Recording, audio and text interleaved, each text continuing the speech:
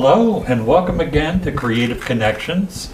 I'm your host, Gary Blanchard, and today my guest is singer-songwriter Peter Lehndorff. Peter, welcome. Welcome. Thank you. Thank you for having me out here. Yeah. You came from, the wilds of Hampden, Massachusetts? Yeah, Hampden, Massachusetts. Okay. So you have been on the music scene for a little while, haven't you? Well, I had an album out on Signature Sounds back in '96, but I was working on it even before that.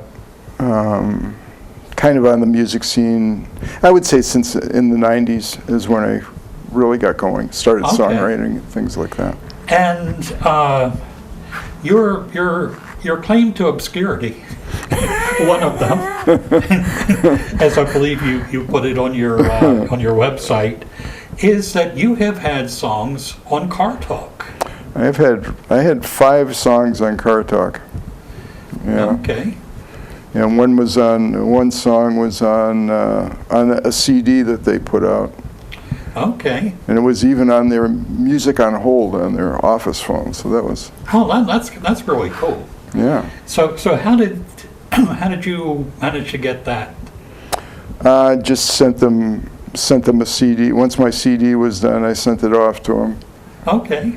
And so they would usually only play a little section between the two halves of the show. Okay, yeah. And but undoubtedly, I heard it many times and didn't yet know who Peter Lehndorff was. yeah. So you tend to use a lot of humor in your songs. For years, I called what I did stand-up folk, which was a mixture of comedy and a mixture of talking and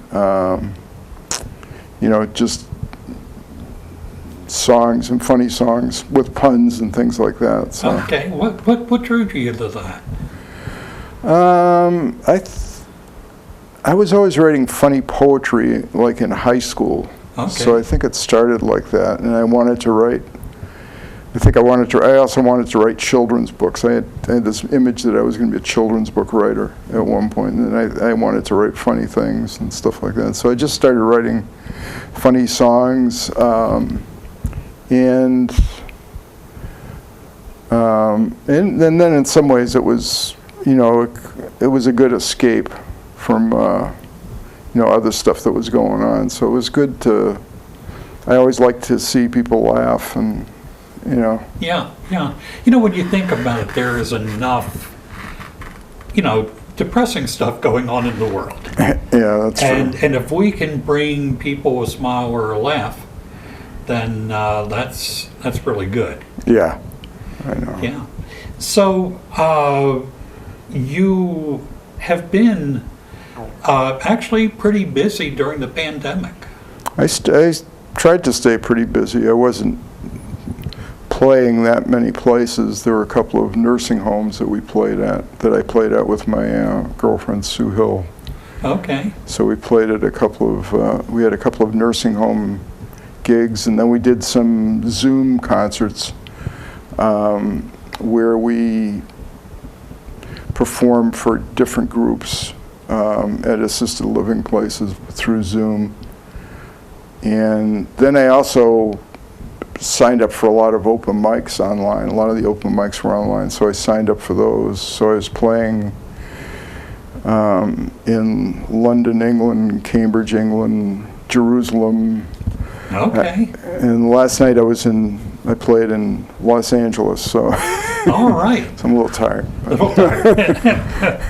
But it's funny because sometimes with obstacles comes opportunity. Yeah, it was definitely this one organization that I've been doing songs with and participating. They asked me to write a little thing, and the title of their blog that they like people to contribute a few words is Lockdown Lemonade. Okay. Making lemonade out of lemons, and so I think there's a lot of things that have changed for the better. Yeah. So have you done a lot of writing during this period? I've done some. Partly I took some online. I took some online songwriting workshops. Okay. And then there were a couple of. So I took some songwriting workshops with a teacher, Susan Catania, from the Boston area. She had a Zoom class with about 8 of us, and we had to write a song within the 4 weeks that we were there. Okay.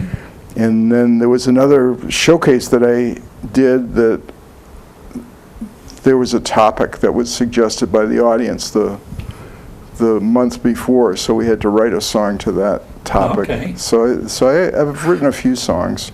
All right. So why don't you play a song for us? Sure.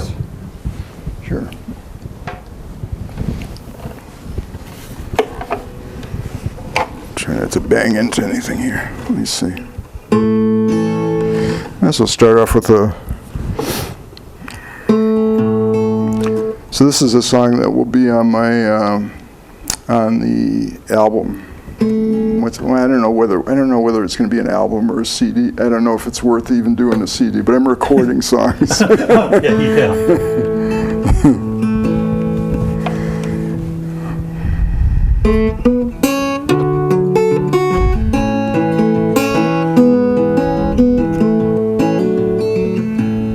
Well, don't be discouraged when the future is not bright.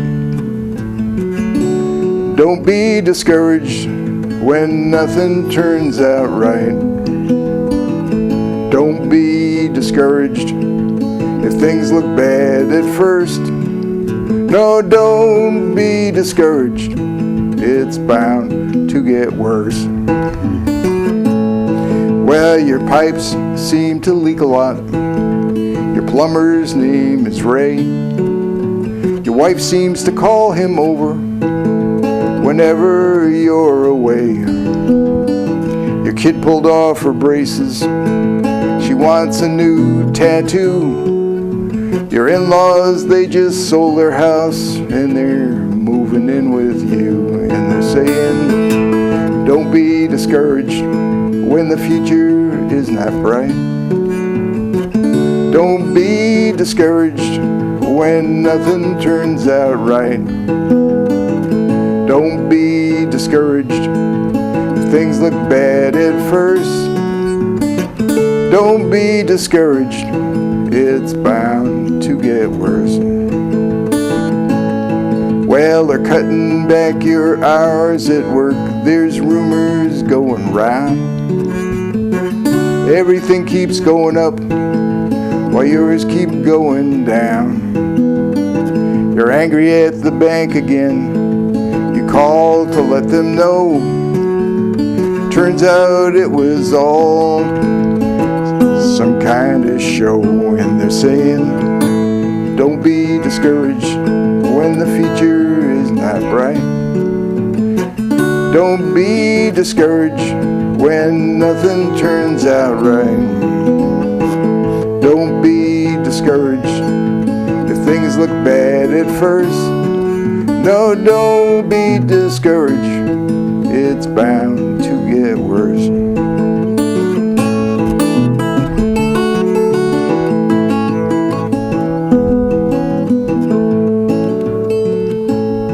Well, you saved up for a vacation to go off to Italy. You ended up being quarantined with your plumber's family. And folks ask, how's it going, Pete? You always say it's just fine. Well, two can live as cheaply as one for about half the time. Two can live as cheaply as one for about half the time. And they're saying, don't be discouraged when the future is not bright. Don't be discouraged when nothing turns out right. Don't be discouraged if things look bad at first. No, don't be discouraged, it's bound to get worse. Don't be discouraged, it's bound to get worse.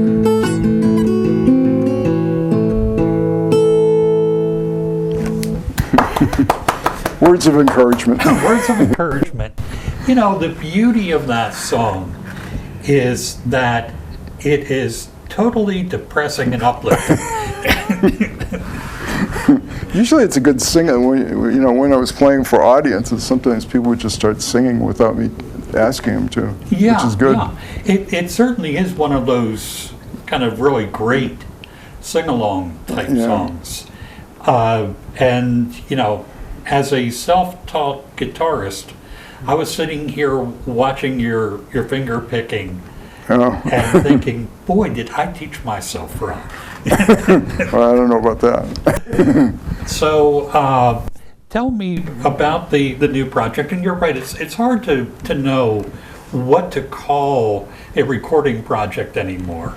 Well, I'm debating whether I probably will put out some of them as CDs, just because there are some people that want them, but I probably won't make a lot of them. You know, I still have tons of the first one I did 25 years ago.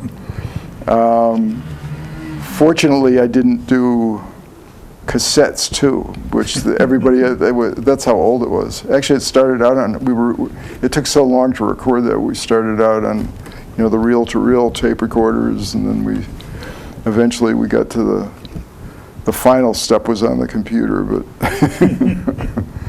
but I'm not, most of it will probably be digital. It'll be, people will download them or stream them. Yeah, it's really interesting to see the way that consuming music has changed. Mm-hmm. And it's pretty, sometimes it's eye-opening, because you don't realize with the digital music sometimes how many people have heard it until you get like a Spotify report or something. Yeah. And realize, like, wow, that's a fairly good amount of listens. And it adds up. I mean, I think I've earned like 63 cents so far. Oh, you're rich.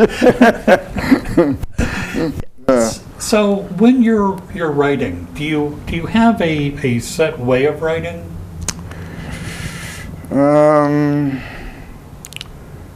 No, not really. Sometimes I write better when I'm under pressure, I think. Right now, it seems like if I have a deadline, like the classes I was telling you about, or if somebody said, well, we need a song by the time you play this time, everybody's going to be singing a song about truth or fiction. That was the topic, so I had to write something about that. And so it puts me under the gun.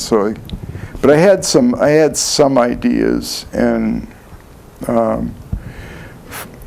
in the past, it's always been words first and music second. Okay. I would always I had no trouble finding a melody, but finding the right words was a challenge. Sometimes. And now sometimes I've got more melodies than sometimes the melodies are coming first, and I'm trying to find something to make it into a song. Otherwise, it's going to be an instrumental. Yeah. What type of things will spur an idea for a song? I'll hear a phrase. A lot of times it's a phrase, or it'll be it'll be a topic that somebody's talking about, and I'll find, or sometimes I'll say the phrase wrong by accident, and I go, oh, it's like that. Yeah. That works pretty. It's like sometimes that's what makes it. That turns it into a hook. Right. Yeah. Yeah. That last song you played for us is kind of a great example. That you hear people constantly saying, "Don't get discouraged." Mm-hmm. But you sort of you don't sugarcoat it. Well, originally it started out that it was an optimistic song. It was going to be it could have been worse. And then I said, screw it. Let me just go for it. All right. So play another song for us. Sure. Let me see. This one, I thought I'd do this one because I grew up in Fitchburg, north of here in northern Worcester County. And a few years ago, I went to my high school reunion, and so I wrote this song. I started writing this song because these were guys, a lot of the guys that were there. I went to a really, well, the song will kind of tell about it, but I went to a really small school, but there were a lot of these guys that I really didn't know in high school. And I thought, geez, they were neat guys, and I didn't know it, you know. So, so I wrote this, and it's a little bit about Fitchburg and the river and everything. Let me see, I just need to make sure I have the key. Yeah, okay.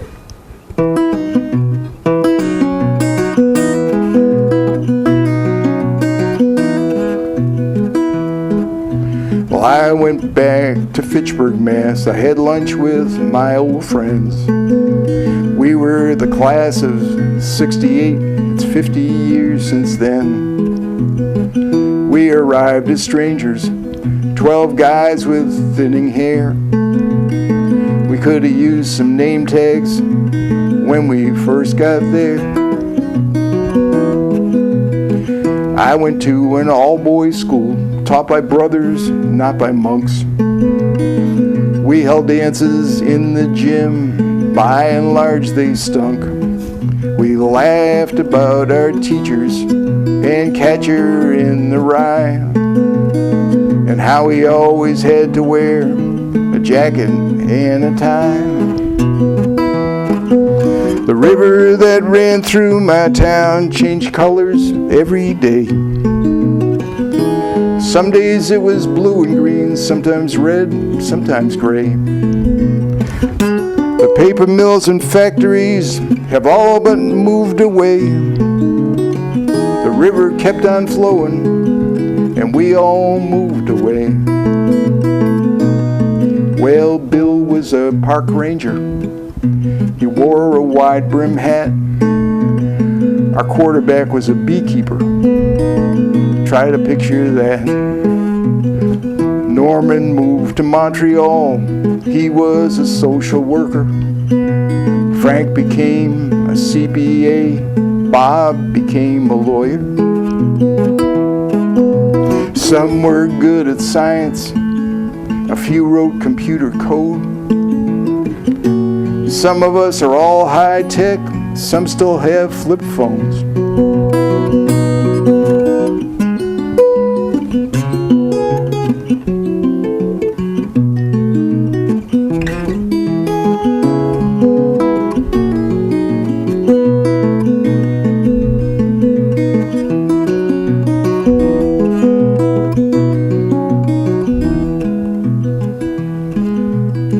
A few of us brought our wives, a few of us are gay.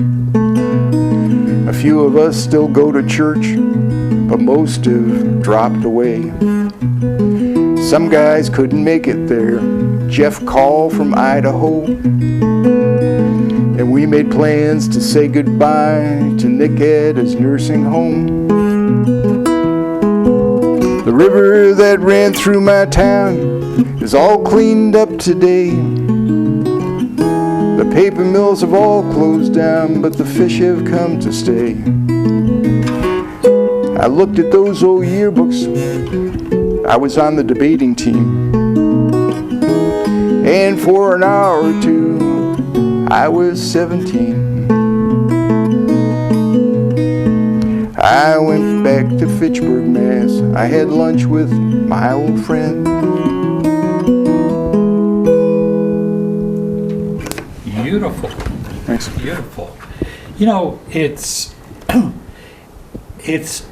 interesting how, you know, we look back and, you know, things are so different, and yet sometimes those old days seem almost more real than the current times. Yeah, than the current times, yeah. Yeah. So, the album you're working on, or whatever we're going to call this project. It's an album. Yeah. Is it going to be basically just acoustic guitar, or are you? We haven't. I've got the guitar and the vocals down, and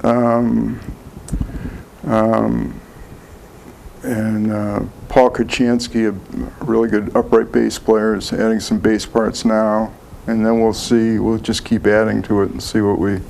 A lot of it depends on what I can afford to. Yeah. I'm debating whether to do one of those. I call them kickstoppers. Yeah, right. Fundraising things. Sometimes people really appreciate that. They like to be involved in the whole process of. Yeah. What I've found is that because I've got other friends who have done Kickstarter campaigns, and people like to feel that they are helping an artist to kind of fulfill their vision, and it's almost. I think I've got one friend who I think has probably pre-sold more CDs through a Kickstarter campaign than he would sell at gigs. Yeah. So. Yeah, I might. Yeah, that's why I'm thinking of doing it. It may not be a bad idea at all. I need to figure it out.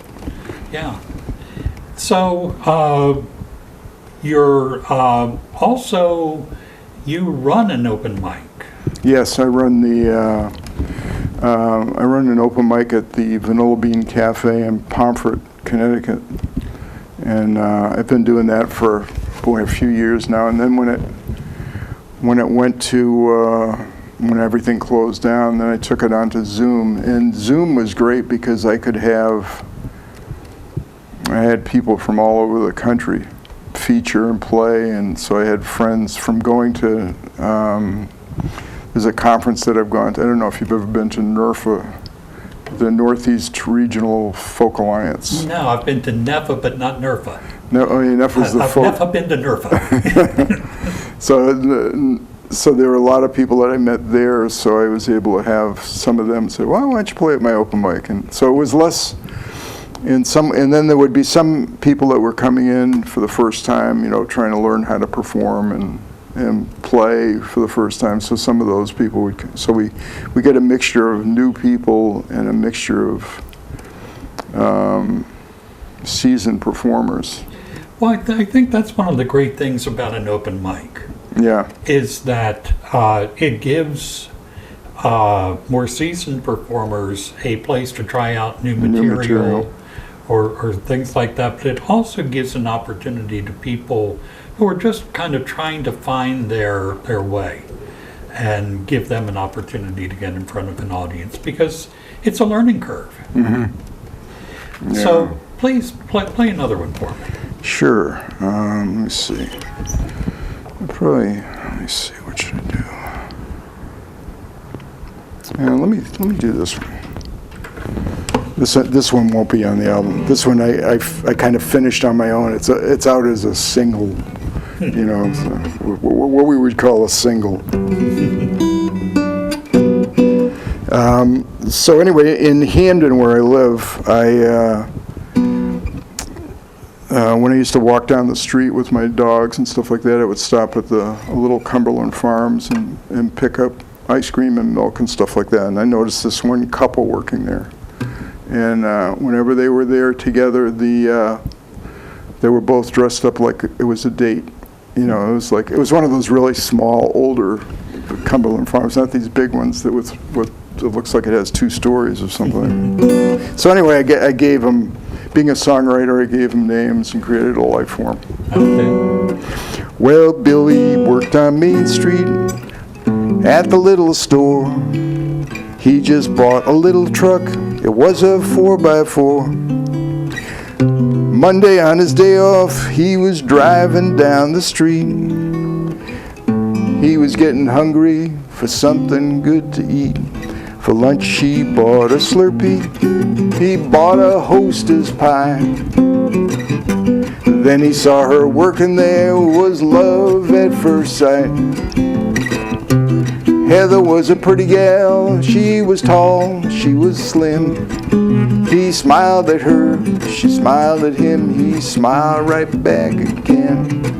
It's a marriage of convenience, It's a marriage made in heaven. Billy works at the Cumberland Farms and Heather at the 7-Eleven. Well, Billy bought a hostess pie almost every day. 4 or 5 weeks later, he asked her on a date. They said they might get married. They never reached second base. But Heather always kept a few condoms, just in case. They kept each other company most days of the week.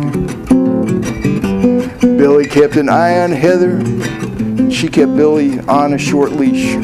Then one night at Billy's store while he was stocking shelves, Heather was off in the corner reading Cosmo to herself. It's a marriage of convenience. It's a marriage made in heaven. Billy works at the Cumberland Farms and Heather at the 7-Eleven.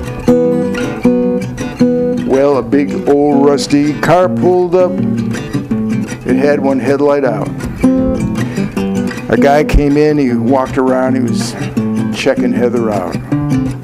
He walked up to Billy and he pulled out a gun.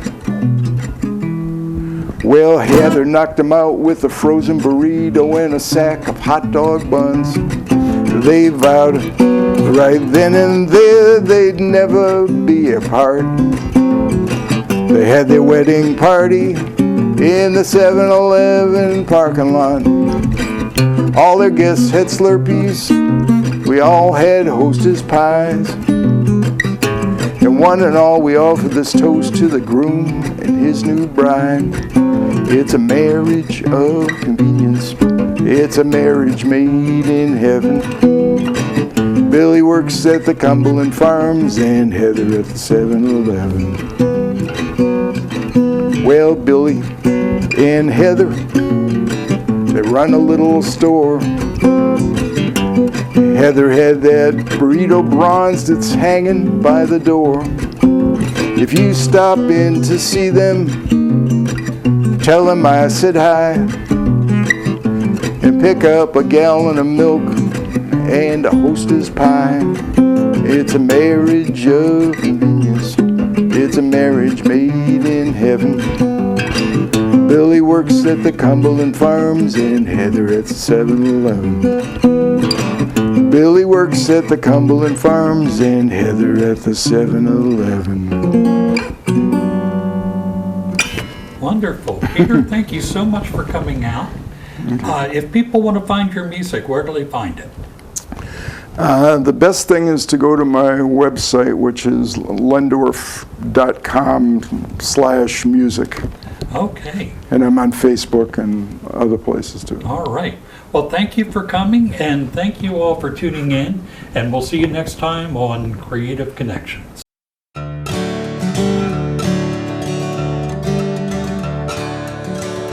From the inner sense of time comes the ancient poet's rhyme, bringing us the master key to open up the mystery. From the depth of time and space, we arrive in quiet grace, finding what is meant to be as we explore the mystery, pouring forth from days gone by. We can hear the poet sigh from the depth of ecstasy, moving into mystery.